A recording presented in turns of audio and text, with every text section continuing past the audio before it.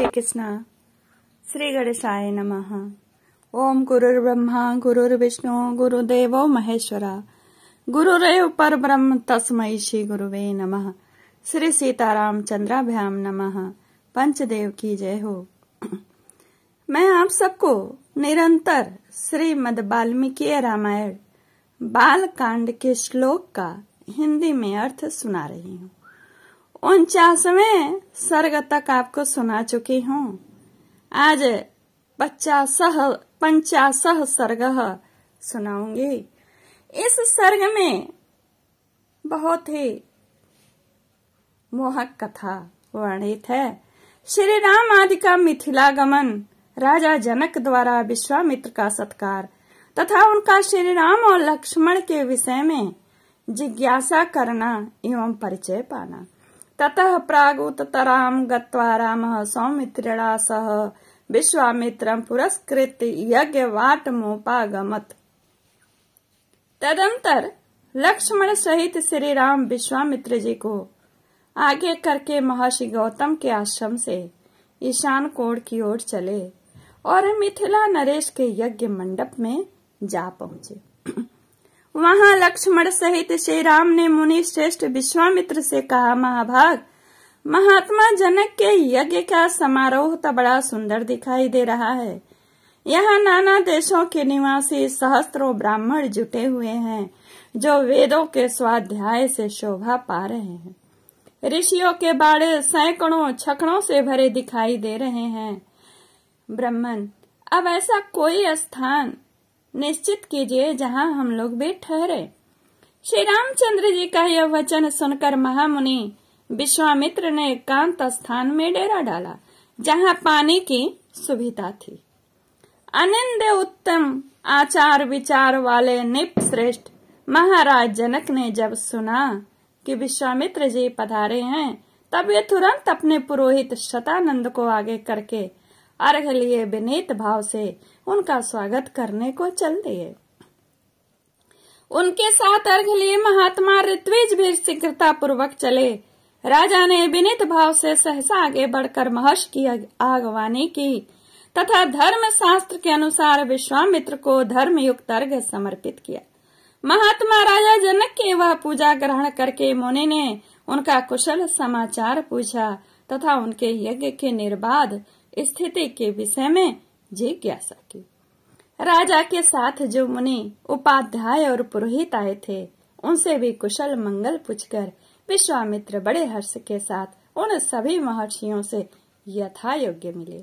इसके बाद राजा जनक ने मुनिवर विश्वामित्र से हाथ जोड़कर कहा, भगवान, आप इन मुनीश्वरों के साथ आसन पर विराजमान हुए। यह बात सुनकर महामुनि विश्वामित्र आसन पर बैठ गए।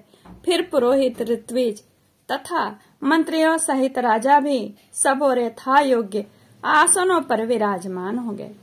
तत्पश्चात राजा जनक ने विश्वामित्र की ओर देखकर कहा, भगवान, आज देवताओं ने मेरे यज्ञ की आयोजना सफल कर दी।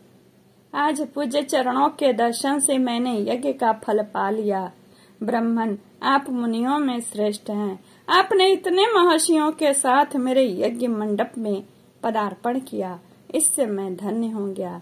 यह मेरे ऊपर आपका बहुत बड़ा अनुग्रह है। ब्रह्मर्षि मनीषी ऋत्विजों का कहना है कि मेरी यज्ञ दीक्षा के 12 दिन ही शेष रह गए हैं। अतः कुशिक नंदन 12 दिनों के बाद यहाँ भाग ग्रहण करने के लिए आए हुए देवताओं का दर्शन कीजिएगा। मुनिवर विश्वामित्र से ऐसा कहकर उस समय प्रसन्न मुख वे जितेंद्रिय राजा जनक ने पुनः उनसे हाथ जोड़कर पूछा, महामुनि, आपका कल्याण हो।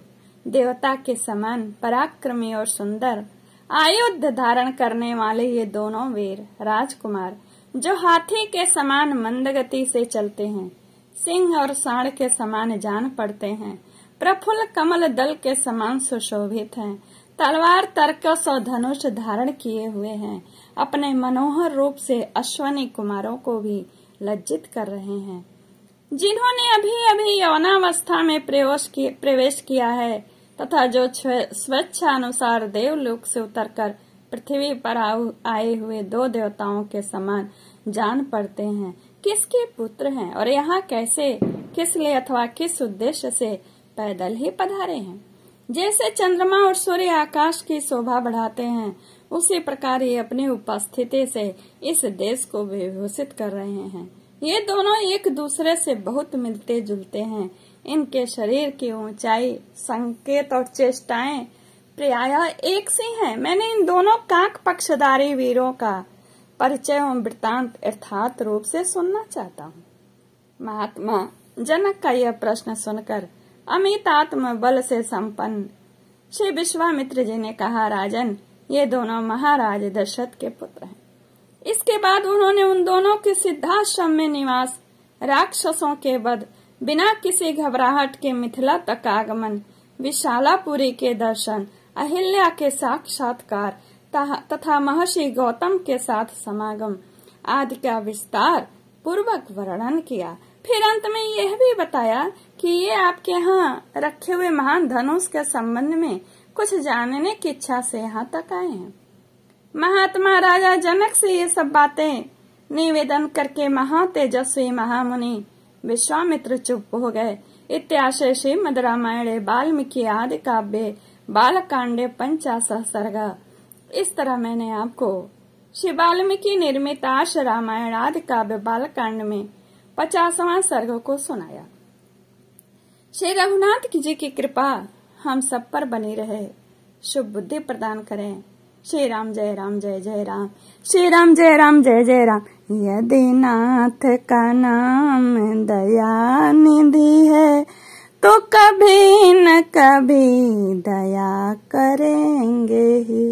यदि नाथ का नाम दया निधि है तो कभी न कभी दया जरूर करेंगे। नमस्कार, जय श्री